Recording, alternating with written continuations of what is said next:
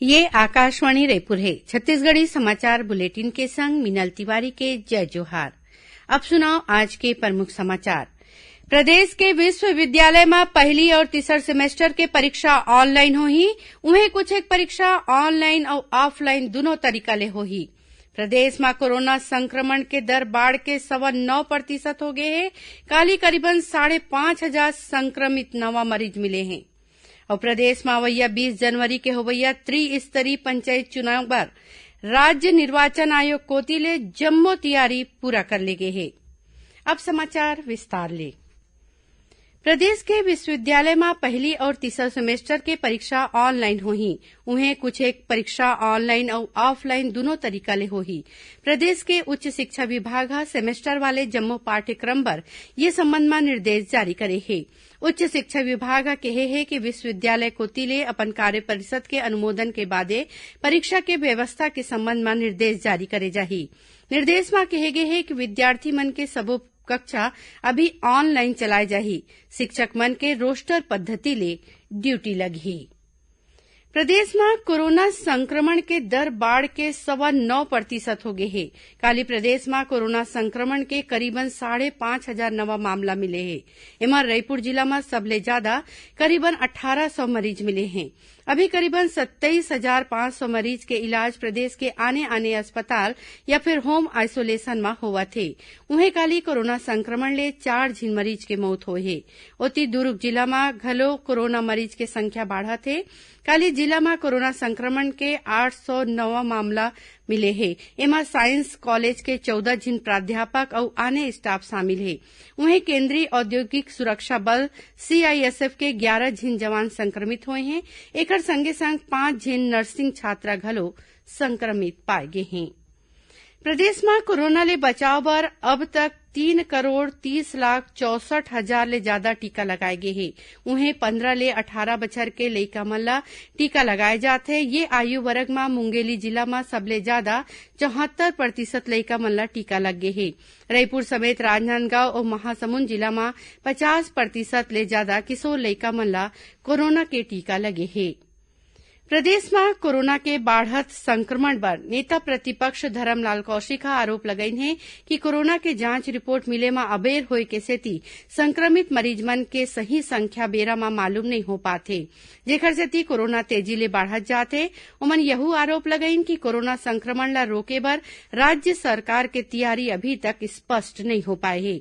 नेता प्रतिपक्ष कहिन कि अभी घलो प्रदेश में करीबन 10,000 कोविड जांच के सैंपल लैब में रखाए है, जेकर जांच बेरा में नहीं होए ले संक्रमण बाढ़े के खतरा हवय।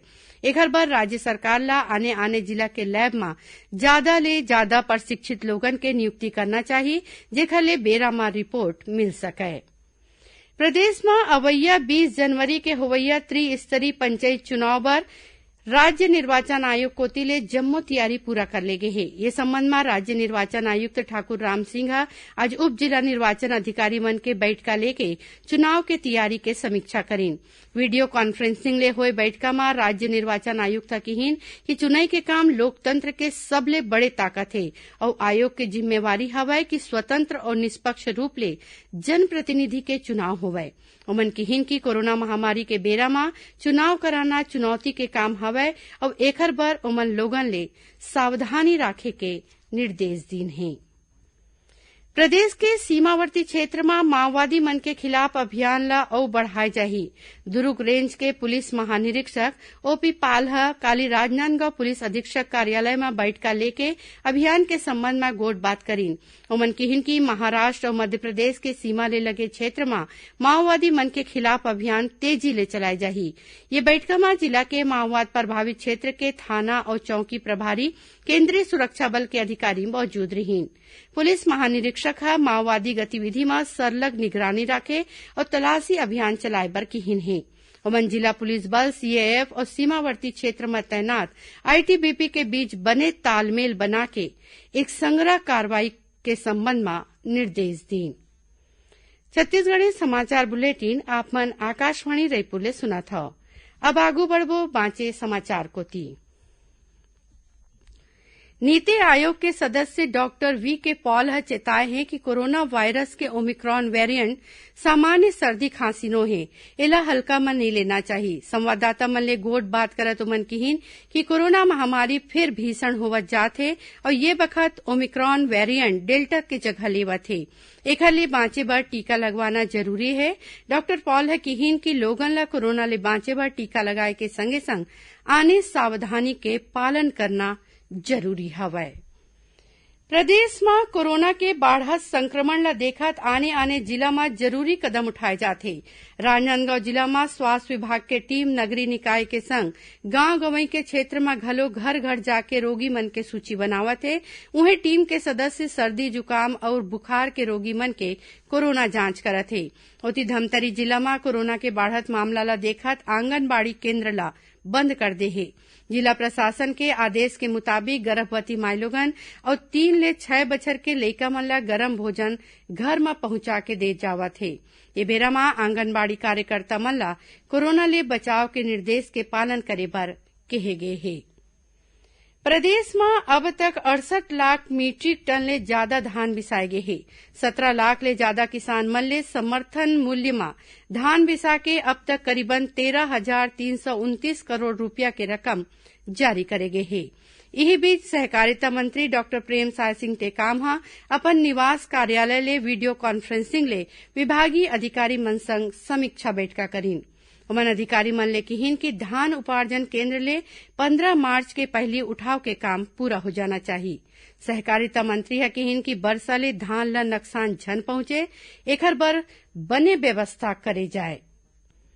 प्रदेश के वन क्षेत्र मन में अब रैली कोसा के खरीदी समर्थन कीमत में करे जाही।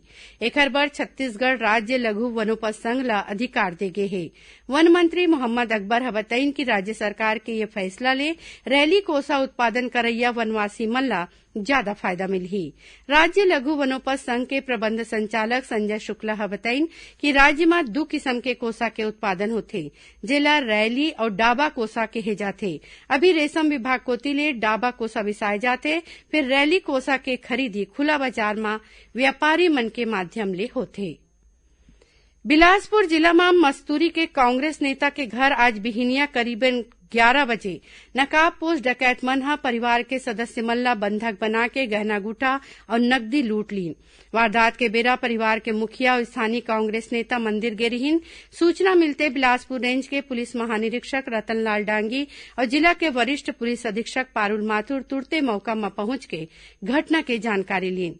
पुलिस मामला दर्ज करके आरोपी मन के खोजबीन करत है। एसो शिक्षा सत्र में 10वीं और 12वीं बोर्ड परीक्षा में शामिल होवैया दिव्यांग विद्यार्थी मन ला उखर जरूरत के मुताबिक परीक्षा में व्यवस्था दे जाही। ये सत्र में सामान्य स्कूल में पढ़ैया 10वीं के करीबन 1,500 और 12वीं के 631 विद्यार्थी मन बोर्ड परीक्षा में बैठी। छत्तीसगढ़ माध्यमिक शिक्षा मंडल और समग्र शिक्षा अभियान के वर्चुअल बैठका में जिला शिक्षा अधिकारी और आने जुड़े लोगन ला ये निर्देश देगी। राष्ट्रीय युवा दिवस के मौका में काली प्रादेशिक लोक संपर्क कार्यालय और पत्र सूचना कार्यालय कोतिले एक वेबिनार राखे जाही। एमा शहीद महेंद्र कर्मा विश्वविद्यालय बस्तर में एनएसएस के समन्वयक डॉक्टर DL पटेल और जगदलपुर के नेहरू युवा केंद्र के जिला युवा अधिकारी अंजलि कुमारी ला मुख्य वक्ता के रूप में बुलाए गए हैं। ये दोनों सक्षम युवा सशक्त युवा ये विषय में अपन विचार राखी। आखिर में प्रमुख समाचार एक घाव फिर।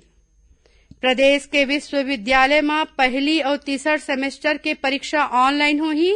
उन्हें कुछ एक परीक्षा ऑनलाइन और ऑफलाइन दोनों तरीका ले होही। प्रदेश में कोरोना संक्रमण के दर बढ़ के 9.9% हो गए है। काली करीबन 5,500 संक्रमित नवा मरीज मिले हैं। और प्रदेश में होवैया 20 जनवरी के होवैया त्रिस्तरीय पंचायत चुनाई बर राज्य निर्वाचन आयोग कोतिले जम्मो तैयारी पूरा कर ले गए है। एकरे संग छत्तीसगढ़ी समाचार बुलेटिन इहे सिरावत है। जय जोहार।